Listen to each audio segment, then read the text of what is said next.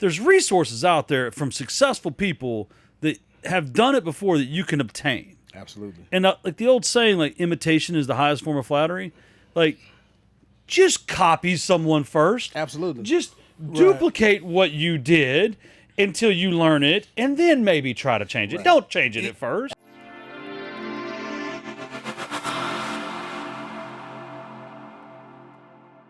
Welcome back to Real Investing, where we talk about real investing for the everyday investor. Tim Harridge, the host, here with my buddy Ryan Harper, co-host, and a guy. and today we're joined by. Our Dyson Colley, the gentleman builder. Okay, it'll be down below the screen. Our Dyson Colley, The gentleman. the gentleman Do you builder. not go by Royce anymore? When did you stop? I don't know. It's been when I started. When I started TGB. Oh! Once you became a guru. Yeah. People just call me Royce. But So it's never been Royce. yeah, no, they just call me Royce. Oh shit!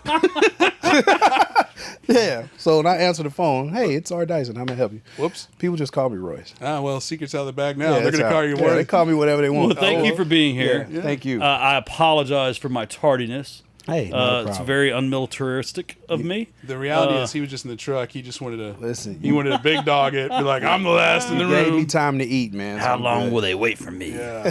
to eat? You got to eat Yeah, today? I got to eat today, man. Oh, it my took gosh. long enough, but I did. I was doing an interview. I'm hiring a marketing girl. I would turn the camera off, get my sandwich, and take a big bite, and then, like kind of chew a little bit, and then turn the camera back on. Like, Whoopsies. Yeah, one of those days. Zoom Yes, call? hey, man, busy. Teams, yeah. Yeah. Can't turn the camera off in person. Well, I is guess true. you can. You got like 10 of them in Right. here. So what are we talking about today? Well, I mean, he's building. So let's talk about building. Hey, man, I'm Dude, building. new construction? New construction. Oh. That's my game. What's the? I mean, I know it varies on the quality, but what's the typical price per build I right knew you were going to... Price per bill sale Like or the construction square foot, cost? Square foot. Yeah, construction costs? Because in my head, my problem is like I haven't been in the trenches, and all I think is 80 to 120, 80 to 120, and there's no way it's 80 to 120 anymore. Yeah, well, we're building right now about 1,600 square feet for like 110. Like 110 square foot. So what is 110 square feet? Yeah, less than 110 80 square square foot. That's less than 80. How is that less than 80? No, just said it's more than 110. 80. 110 square foot. Was 1,600 for how much? 1,600 No, square Oh, feet. for not about- 110,000. Yeah. Yeah. Oh, okay. No. I was like, yeah. I'm over here like, 110 square get ready foot. to He's like build some salivating. houses. I know, if he's building for he's 110, salivating, like, I got some land I'm about to buy. It's like, hey, welcome to the new Yeah. show of we're building 1,000 properties in Dallas. Right. Yeah, about 110 a square foot is kind of basic builder grade type stuff, but we go up to like 240 a square foot. Okay. Where at? Yeah. We're building all over, man. We have about 17 projects going on right now. So we have some of our own projects as well as client projects that we're building all over Dallas, Bishop Arts. We have a couple in Terrell, Cleburne, so all over. Yeah. So all I was at the Quest Expo this weekend, and Kurt Carlton, the owner of New West, buddy of ours, I was listening to his presentation, and one of the charts he showed was like the drastic drop off of new construction in 08, 9, and 10, right? Like the trend line was like this. We were kind of above it in 06 and 07, but then we got like way below it. And even if like I'm a nerd, or geek actually, not a nerd. Like if you even look at what they've done since then, we're still so underbuilt in this country. Absolutely. Like, Yeah. what a great business. So right now they estimate between 4 to 7 million houses behind in a housing shortage. Who's they? The Census Bureau. Got it. Right? I So thought he was going to say the media. yeah, the Census Bureau. So they do this statistic thing every year, right? And so it was about 3.2. Now it's between 4 and 7 million that we're behind in the housing shortage. So we're never going to catch up. It's almost impossible. And so yeah, we'll continue to be behind. I find it fascinating. We could talk about this forever, but I'm going to jump around. New apartments. Record number coming online right now. I'm starting to see the free rent creep back in. I'm starting to see some leasing specials. Does that kind of inventory impact what you're building? It does to a small degree. It really impacts it because new construction and multifamily are classified different, right? But depending on the area, so a lot of times you have areas that just want rental properties, right? They want you to come in and they want you to build, whether that's single family or multifamily, they just want to have rental inventory. They want people to rent, right? But then there's other areas where they want more new construction because they want families to move in because they built school districts and they brought in a lot of the corporate companies and things like that. So it affects it to a degree based on the market and where you are. And as far as like, because I mean, Tim brought up a good point with like numbers and statistics and dollars and numbers. Like when I think new build, like, oh, I got a lot. I'm going to build a house that's comparable to the neighborhood. But I never even thought about, oh, what is the census? What is the city? What are that? How often do you nerd out and geek out on that type of data to make the decisions? And then because, back in the day of real estate, it was like you bought what you got the lead on. Right. Like, are you targeting areas where it's like, hey, this area is right for new builds? Yes and no. So one of the things that I've learned, like, you have to follow the big builders, right? Because number one, what I know for sure 100%, they have more financial resources to do the analysis that I don't have. Mm-hmm. So wherever you have a LGI or DR Horton or First Texas, right? They've done some type of research prior to starting that development, right? So I look for those areas where either it's a big box builder or some type of larger builder that's starting development. And usually those developments are neighborhoods that are 900 units, 1,100 units, right? I'll follow them. Right. And I can at least pick out maybe 5 or 6 lots in that area where I can build houses and compete on that level with them building new houses. It's interesting you say that because we have a friend, Mac, who he made a lot of money just by following Jerry Jones. Like Jerry Jones go buy a piece of property. He's like, ooh, let me buy that property right across the street. So following those big builders. Same concept.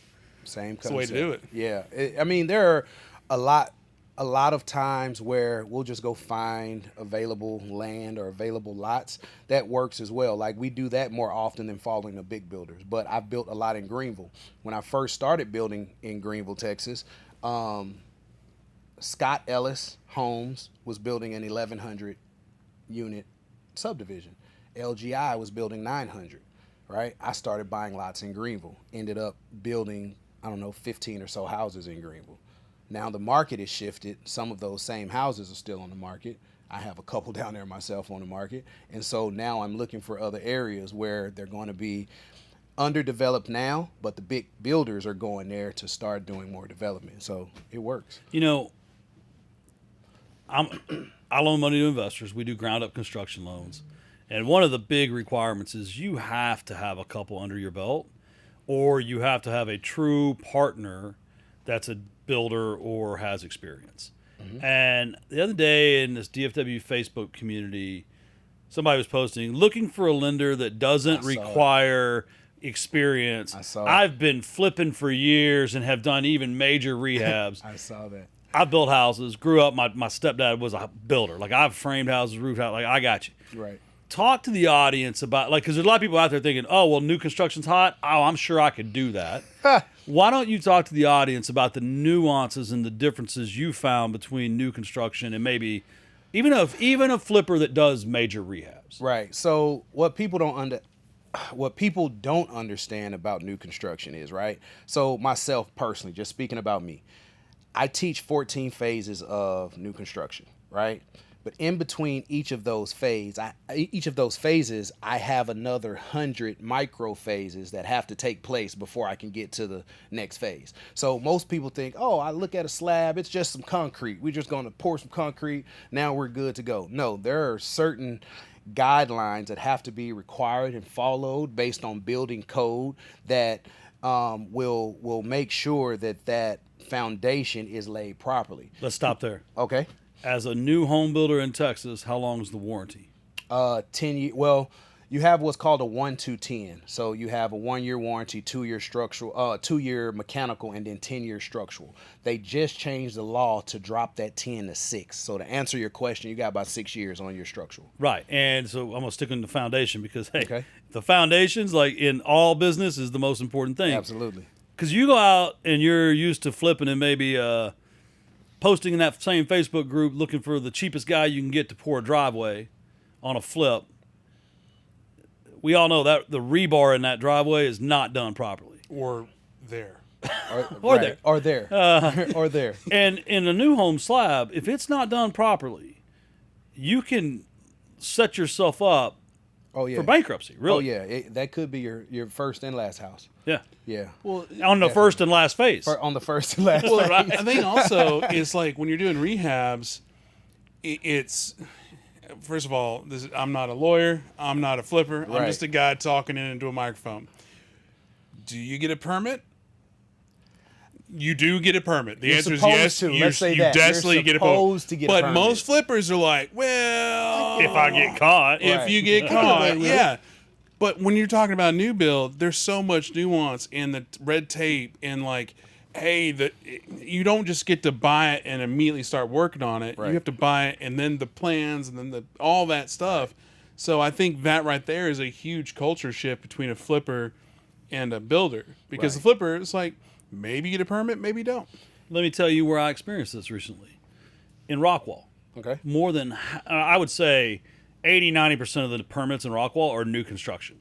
So when you remodel a house, your inspector shows up, and his insulation inspection at the last house was really easy. Right? Because they're used to it's a certain way or it fails. Absolutely. Pretty easy, right? When it's hard to execute towards what they expect in new construction, but for the inspector, it's pretty easy. Right. It's a pass or fail. Absolutely. So what happens is I start getting a lot of fails because that inspector just don't want to mess with my remodels. But then in Dallas, I would imagine it's a little different. It is. Most of their inspections are remodel, and then they show up in new construction. They're getting a code book out, probably like, what am I supposed to look at? Well, I just to speak to that point. So in Dallas, we don't even do insulation inspections. There's no insulation inspection for any new construction in Dallas. There should be.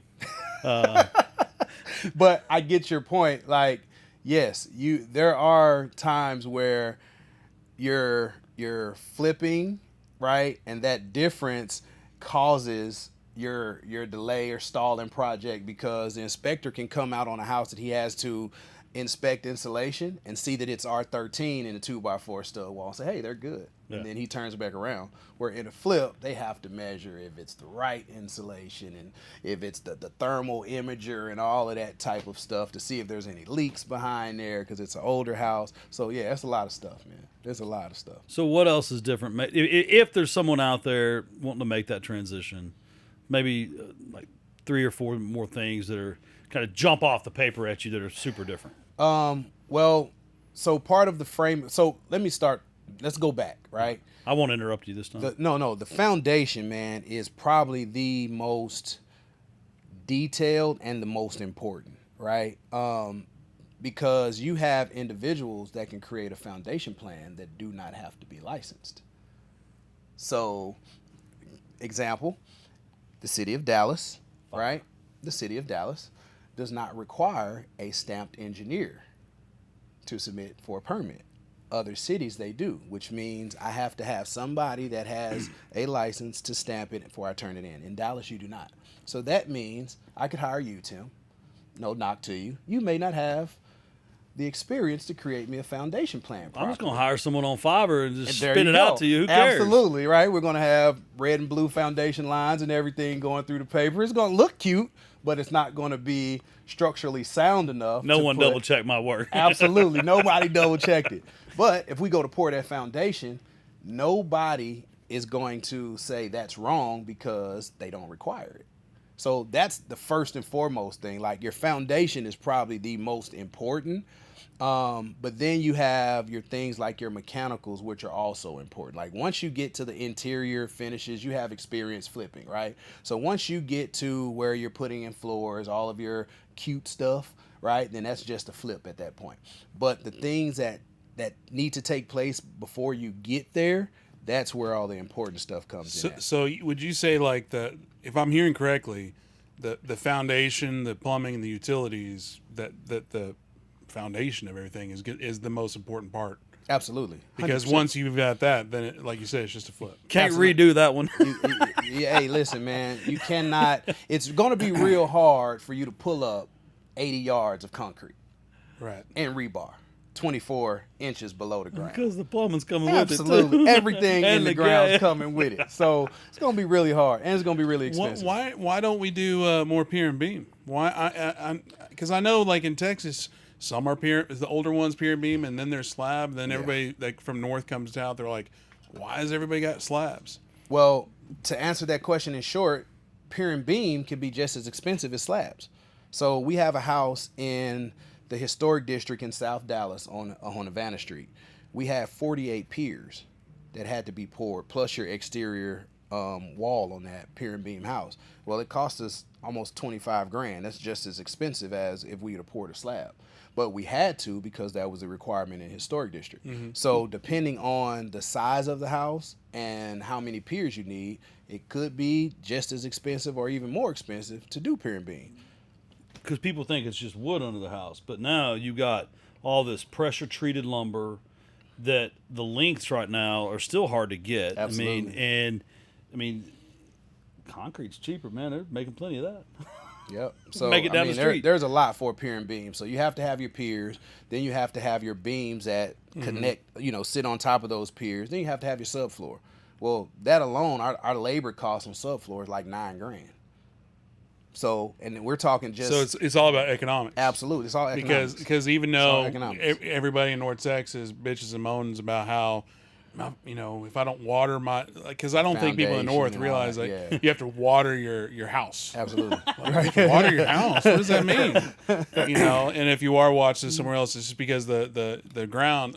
I don't know why y'all should be talking about this, not me. No, you but should. like you have to water the ground because Very it gets well versed, my guy. I know, right? It dries up, and then when it dries up, you have voids, and then that's when cracks in the foundation. Absolutely. It's when you break your ankle, too, in the yard. Big old cracks and Sorry. Yeah. I coach Little League football. Hey, man. But yeah, so the economics of it, of just Absolutely. like, because again, it's like you have slab, you just put a little padding and put a little carpet, or put some wood floors on top of that, or put tile or whatever. And so now they have post-tension cabling foundations.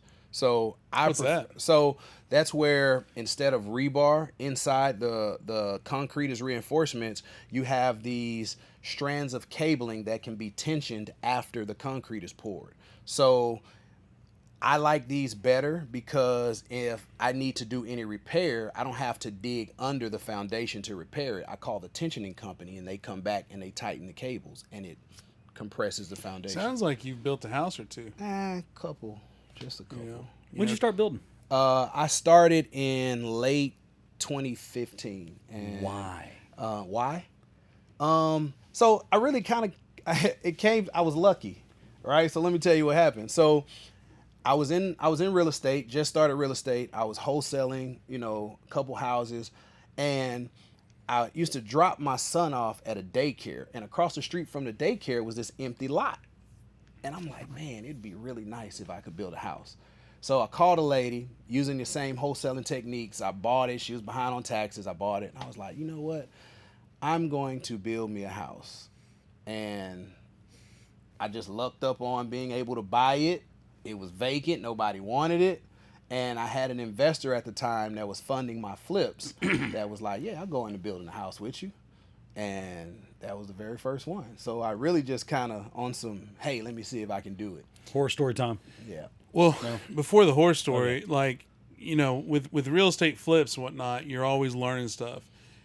I'm sure, but also a flip, there's no such thing as, a flip is the same. Every house Right. you learn something. Every one. But if you're building spec houses and every house is like you building the 3 or 4 different models, is it the same after you get to a certain level of experience, or are you still having to learn something new every single time you do it? Well, I mean, Or is this a stupid question? No, it's not a stupid question. I mean, you would think that it's the same. So we've built probably, I don't know, from 40 different floor plans, right, since I've been building.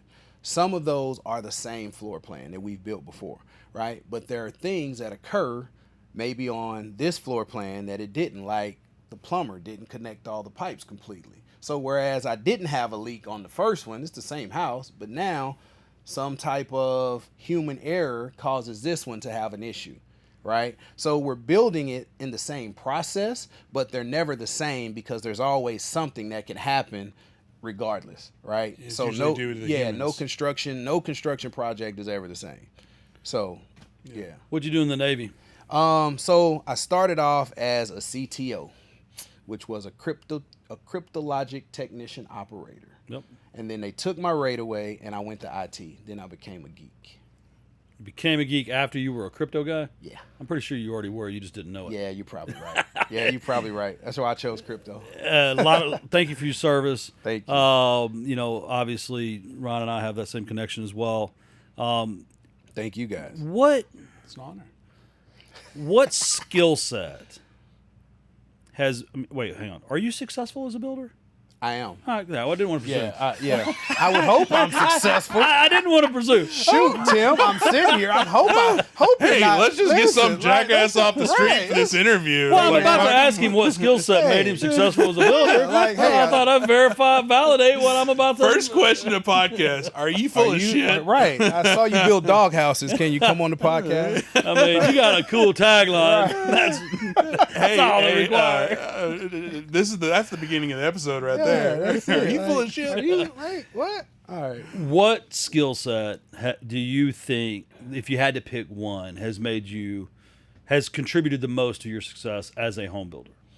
I would say the attention to detail, right? Not only does the military teach you that in everyday life, but my job as a CTO taught me that because that was intelligence. So it was a more sought thing in that field that you have to pay attention to detail. Like everything has to be correct or somebody's life is going to be in danger, right? And so that has always stuck with me from the military. And that's one of the things that you have to have when you're building houses, attention to detail, because you could miss something that's really pertinent to the structure of that house.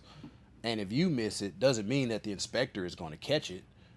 You miss it, the inspector misses it, now you're putting that homeowner's life in jeopardy because of something that could be detrimental. You know, it's interesting you say it like that because I never really thought about, because the military in those regards, because it's been a minute. Right. Clearly it's been like 200 pounds a minute. But because when we were in, you know, back in the early 2000s in artillery, there was a lot of mistakes where a lot of forward observers would get killed because the targeting information got swapped, and it got swapped from the target to where it came from. So a lot of forward observers got killed in training accidents. But the reason I bring that up or highlight that is when you're in the civilian world, it's like you make a mistake, and if you're the boss, you're like, hey, you gotta do better. Absolutely. You don't want to get fired, right? You know, or I don't want to reprimand you. But it's like, but in the military world, it's like you could kill somebody, brother. Absolutely. You know, so like I never even thought about, you know, that type of mindset, but that's awesome that you're able to take that into your professional life. Keep going because I'm looking for a specific picture I want to show him. So is back when you were skinny? I'm not showing that. Right. That's like false advertising. Yeah. So like for us, and I'm just talking about me and my company, right? One of the things that causes us to want to pay as much attention to detail as possible is we have to warranty that work, right? So to keep us from having to go back that first 12 months and do warranty claims, which suck, we make sure that we are building a quality product. So you're not doing the every 6 month change your name foundation company thing? Listen, man, I wish I could, man, but the way that he laughed, you know, like if you're not aware what I'm talking about, it's a thing. Right. It's like, no, this is a different company. The cell phone number's the same. Right. We have a 1 at the end of this company. Right. Just keep adding to it. So yeah, that's our thing, man. We try to limit, you know, warranty calls as much as possible. So when investors get into new builds, like with your students, what do you think separates the successful ones from the, hey, I'm just going back to wholesaling? Drive, right? Because we use this phrase in my company. it's not as hard as it looks, but it's not as easy as it seems. So we talked about this prior to starting the podcast, where everybody, I want to be. You should say that again, but into the camera. Into the camera. It's not as hard as it looks, but it's not as easy as it seems. But say it again without looking like a psycho. Oh, I'm okay. just All right. So it's not as hard as it looks, but it's not as easy as it seems. There you go. Right? Yeah. And so you have these people who see the success in new construction and they're, I want to build a house. Like Tim said, I'm a flipper. I can build 50 houses. And you don't understand that it requires work. Right. Right? And, once you learn it, yes, it is beneficial. But to get to the level of a streamlined process where you don't have to be on site every day, making sure your guys are doing the correct things, like, it takes work. Well, it goes back to what we were talking about earlier before we got on the camera. It's like, it's all about perspective. Absolutely. Because like you brought up podcasting, like, and that's the world that we're in, is now everybody's like, well, I got a cell phone. Okay, cool. That's go do that. But like, there's $100,000 worth of cameras on 2 stands over there. Right. And that doesn't mean anything, but it's just It means you better change your insurance for the office. Shh, don't say nothing. I just kidding. Allegedly, there's nothing in here at all. Allegedly. People that want to steal, don't go somewhere. Go steal from the builder guy. Right. Always. All that copper.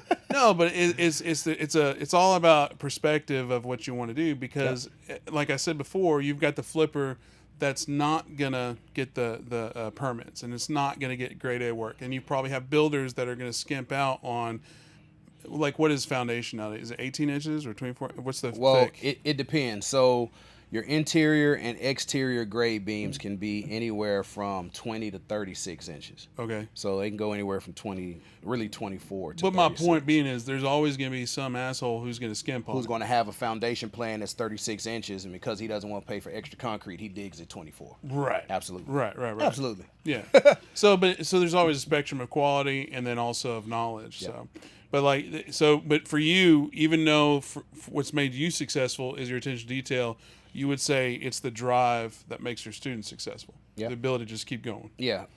Because we have students who have been through the program, graduated from the program, have not started a project. Analysis paralysis, And you or have just luck? analysis paralysis, not fear of pulling the trigger, like fear of losing money. But then we have others who are jumping in, and the very first project they're doing $1 million houses, 36 unit apartment complexes. Like, it's crazy. And so the difference maker is being willing to jump off the porch. Do you think it's that, or is there also an ignorance of, hey, if this fails, you are fucked for life? Kind of like what we were talking about earlier, like, you mess up that first house, you could be done.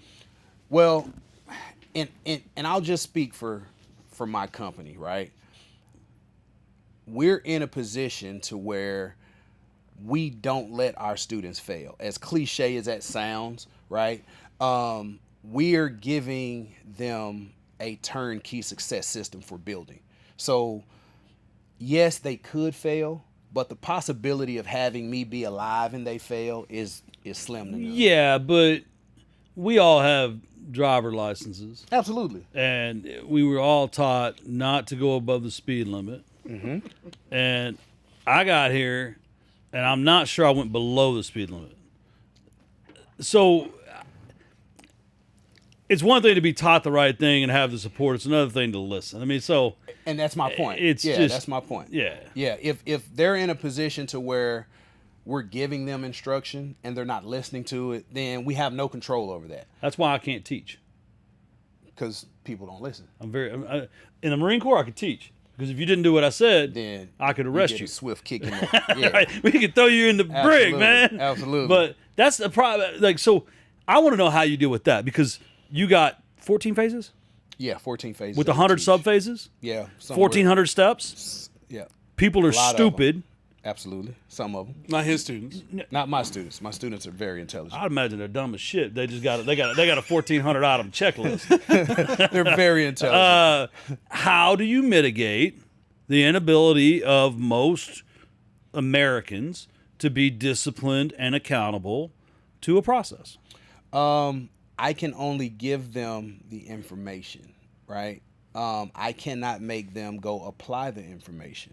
So we've had students who you've been through the program, we've gave you the wonderful curriculum, you understand the process, right? And then you still go and deviate from the process. Well, I can't control your deviation. All I can do is give you what I know works as a success system, and that's all I can do. So there's no mitigation. I bring this up because whoever's listening today or watching, or do we listen and watch? Sure. Yeah.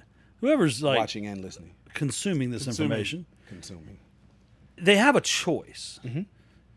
They can be the maverick, go out on their own, think they're smarter than everyone else. Google has a saying, it's no one knows everything and everyone knows something, right? Like, I never can understand, and whether you're thinking about short-term rentals or fix and flip or building houses or land development or, heck, learning to be a podcast producer. There's resources out there from successful people that have done it before that you can obtain. Absolutely. And like the old saying, like imitation is the highest form of flattery. Like, just copy someone first. Absolutely. Just duplicate what you did until you learn it, and then maybe try to change it. Right. Don't change it at first. Absolutely. And that goes back to your question. What's the greatest asset that they have? Is that following the freaking instructions. So just follow the freaking instructions. Is that like lesson one? It's like, I know you're going to want to deviate, but just trust me on this. Just follow the damn directions. So it's really not, because at the end of the day, right, they're going to go listen to somebody, they're going to go watch something, and they're going to think that, oh, I can do this. And so the deviation is going to happen, right? But you're dealing with the creative, right? Like, these people, they have this imagination, they want to create something. That's got to be the hardest group of people to wrangle. Right. Yeah, until they realize that they really can't do it. Oh. That's what it gets them. So because what I'm trying to get to is like, I think it was like 10 years ago with Tim, we were at a meetup, and this woman comes up to me, and is like, hey, and this is back when postcards worked. And which shows you how long ago that was. You're old, bro. I made $50,000 this month on postcards. Yeah, okay, y'all stop mailing them. They still work. No, but she comes up, my postcard doesn't work. And then Tim's like, well, show me the postcard. And it was completely different than what he gave. He's like, I gave you the blueprint. All you had to do was change the name and change the picture. That's it. And, but she's like, yeah, but I want to put my stamp on it. Well, how am I supposed to help you? Like,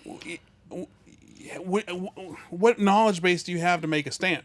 So I bring that up only because that's just damn postcard, which is, you mess up, that's a couple $1,000 mistake. Right. You want to put your stamp on a new build, I mean, that's a lot bigger You're out mistake. Of there. You're out. Yeah, you're done. Yeah, you're done. So is that something you have to go through? It's like, look, I know you want to be creative, but until you know what the hell you're doing, just listen. Yeah, and we tell them that. So one of the things, like, we get a few of these, right? They come in and they say, you know what? I've built a house before. You know what house they built? The house that D.R. Horton built. Yeah. The house that First Texas built. Because you were there when they started. They built a new And now they you bought a new live build. in it. No, they walk through every weekend and check the work. Absolutely. They check not knowing what they were actually I picked checking. the color of the cabinet. Right. So I get students all the time. They come and say, oh, yeah, I built a house before. I built 4 or 5. And then we get in it in the first week, and they're like, whoa, I didn't know it took all of this. Yeah. And now I'm like, yeah, so you think you can go do this by yourself? And they're like, hell no. Yeah. And so that's where we get them at, right? Not understanding that in between phase 1 and phase 2, there are 50 other micro phases that you really have to know about, because it's really vital to you getting the house built. Do you tell your people to or not to do custom builds? It's really, I don't tell them yay or nay, right? Whatever they feel like they I think have you should the not. desire. Well, we do some custom builds. I don't necessarily prefer to be at the mercy of a client who's so picky that, you know, we do a change order every day, right? But I have students right now who are building custom houses as their very first house, right? $1 million houses. This is what you jump out the gate with. I ain't gonna lie. I hope it was those people that said, we built a house and now they get nitpicked every Right. weekend. Fail 5 inspections in a row. But yeah, so I mean, it's really not a yay It's or called nay. Schadenfreude. Yeah. Happiness, the misfortune of others. It's a German word. Schadenfreude. We're gonna put that on the screen as well. Schadenfreude. You never heard that before? Anyway, it doesn't matter. Yeah, so We'll I mean, edit we that don't out. teach them. Yeah, we don't teach them yay or nay, man. We just tell them, hey, listen, we're giving you the skills. If you Yeah. feel like you can do it, go do it. So your program, you take these people through this 1,400 part checklist. I know we're going to run out of time soon, but I want to know, you flipped, you invested, you started building. Why? Because a lot of people are skeptics. If he's so good at it, why is he teaching others? Why do you personally invest your time and energy into teaching others? Well, number one is because I had to learn how to build on my own, right? The very first house I built, the one that I was telling you I spoke about earlier, I built that very first house by myself. Even though I had people I knew who were already building, I couldn't get any assistance, right? I didn't get anybody who was telling me how to go about it. And so I ended up learning a skill that has benefited me now to be successful. And I understand that if more people had this knowledge, then they could have the freedom that I have, right? And so as successful as I am, I still have a passion for whoever the person is to have the same freedom, right? I love being able to coach my son's basketball team, right? I love being able to, I have a daughter, my middle daughter is in England in the Air Force. I love being able to just travel to England without having to ask someone if I could take off for a week, right? And so for me, it's more so about giving people the freedom that I discovered in this process in learning how to build houses. Very good. So right now, like where most people find you to become a client or learning about your program? Is it Instagram? Yeah, social media. So we have a really huge presence on Instagram, Facebook, and TikTok. So, and then we're doing our new episodes on YouTube, which is TGB Cribs, kind of like MTV Cribs, but it's TGB Cribs. And you said you do pop-up events and whatnot? Yeah, so Where are we those do. at? Yeah, so we do one pop-up a month, which is a free event, right? Where you can just come out. We talk about the economics of that particular project. We talk about what we offer as a program, and those are at one of our projects or one of our student projects around the DFW area. Even in the summer? Even in the summer. So listen, Jesus. so we had one about 2 weeks ago, and it was scorching hot. So the following Monday, we have our staff meeting, and they were like, listen, we cannot have these pop-ups in a house that has no AC. Dude, I went to this bougie party, one of those like Miami-esque parties. It was at like somebody's house flipping thing on Saturday. Yep. It was like a $4 million house on Walnut Hill, indoor outdoor party, had the DJ, had the bar, and everybody's dressed the nines. And I'm like, I left at like 9:45 because I was like, I am not. And this is one of those, stay till 3 a.m. type things. Oh, It was so damn hot. Yeah. Like inside out, you could not find a cool spot. So I can't I'm understand. going to Maine next week. Well, Y'all have fun down this here. is it cold in Maine? What's the weather like in Maine? Like 70, Oh yeah, you're gonna be good. 50 Yeah, at you're gonna night. be good. But because we are running out of time, as far as to wrap it up, we started talking about the weather. We'll be here all day, Right. But because it's hot, what? Who needs your program? Anybody who is looking to gain, number one, financial freedom.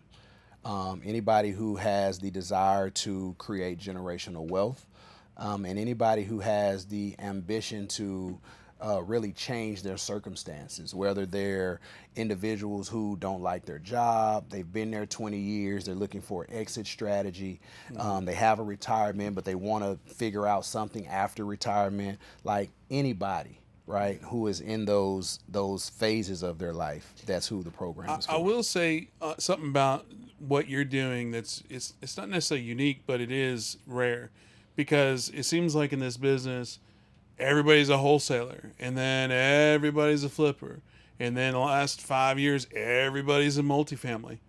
In the last 15 years I've never seen everybody be a builder. Absolutely. And It requires discipline and time. Absolutely. And nobody's got discipline and nobody's got time. Absolutely. Right.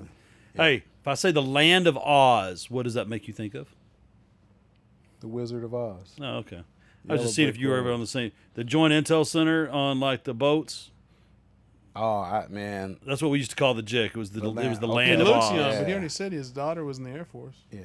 I'm old too. Yeah, but he looks Yeah. young. Yeah. No, he's in his 40s. 44. Yeah. Okay. 44. So we're all the same age. Yeah. I did the math. I'm 28. Well, ship. I am going to take. I was on the Bellawood, the Saipan. Really? Yeah, The Bellawood. and the Kearsarge. Okay, so I was what we call direct support. So any ship that needed me, I would go out. So I was on probably like 9 or 10. The Juno, the Bellawood was stationed in Yokosuka, Japan when I was there. Yeah. So I was on the Kitty Hawk. The Oh, so Blue you were there Ridge. when the block of wood was part of the 31st MEU. Yeah. So I was on the 31st MEU. We went down Okay. did peacekeeping down in East Timor. Yeah. You, So I was on, and during the East Timor, I was on the John McCain. so you got your shell back the same time I did. Absolutely.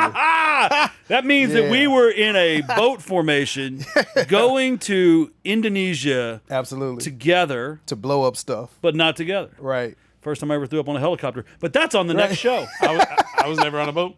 Absolutely. Anyway. Yeah. Well, cool. Final thoughts to the everyday investor. What do you got? Final thoughts. Nothing is given. Everything is earned, even new construction. If you want it, you have to earn it, but it comes with the price. Does that make sense? Was that rehearsed? You ever written down somewhere? I don't. I just. I just looked at, I That's just looked pretty at damn good. I just looked at his Instagram, man. This dude flows. Hey, Yeah. so listen. I used to rap when I was younger, so I Okay. have bars. Do you really? I have bars. We'll have to talk afterwards. Yeah, we'll talk. New about theme song coming soon. Well, cool. Take us out, Tim. Like to drinks or? Like I mean- in the episode. I was like, sorry, We know Casey. where your head's at. Hey, thanks for tuning back in. We'll see you next week.